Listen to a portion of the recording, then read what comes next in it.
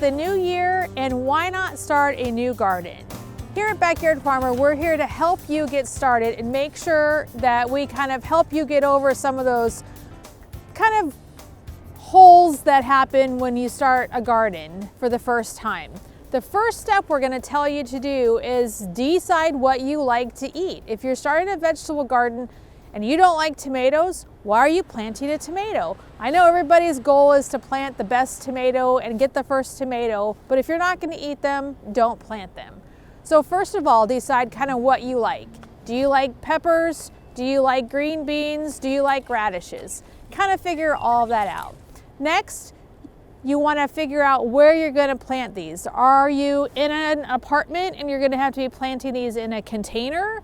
Do you have just kind of a small backyard and maybe you need to put it into like a raised bed?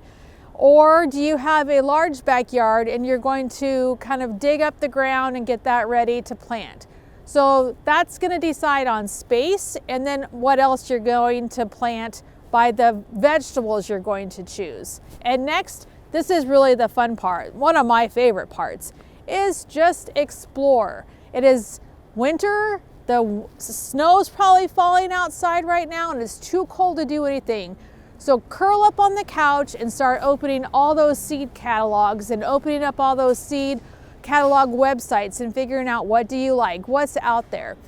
All of that information that you're going to need to move on to the next step is really in all of those documents. So check out those catalogs, dog ear what you like, go back and keep a whole list of what you want.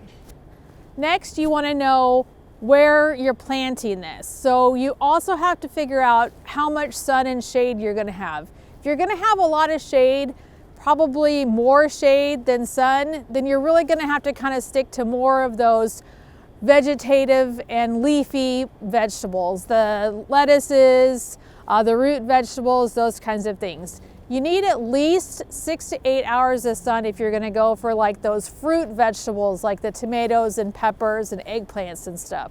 So you do need to remember that when you're starting to make those choices from those seed catalogs. Next, after you've chosen all of them and you know what space you have, then you need to figure out which is the best variety to choose from. If you're sticking in containers and you want some tomatoes, there are lots of tomato choices, but make sure you read those descriptions.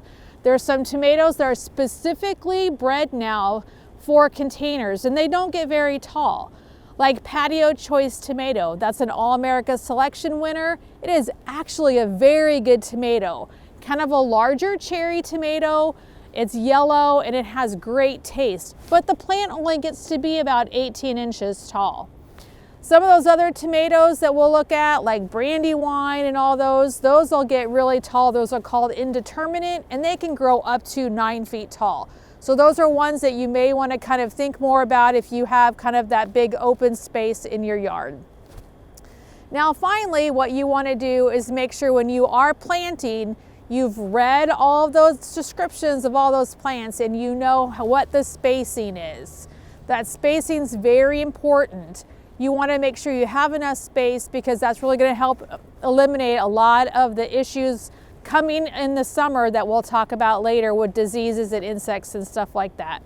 So January and February is the best time of year to start planting your garden. So if you're starting a new vegetable garden, let Backyard Farmer help you guide into starting this new garden. We're here to help you kind of eliminate some of those mistakes.